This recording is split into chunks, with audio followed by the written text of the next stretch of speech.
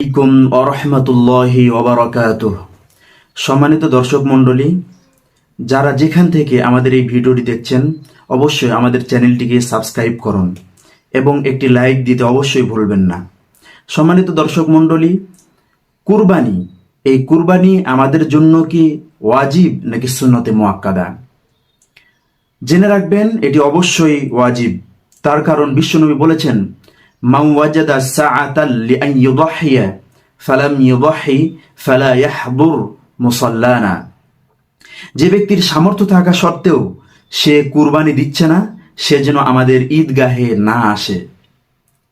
এবং বুখারী শরীফে এক হাদিসে রয়েছে যে কেউ যদি কুরবানির নামাজের আগেই যদি কেউ কুরবানি করে ফেলে, তাহলে সে যেন নামাজের পর আরো একটি কুরবানি সে দেয়।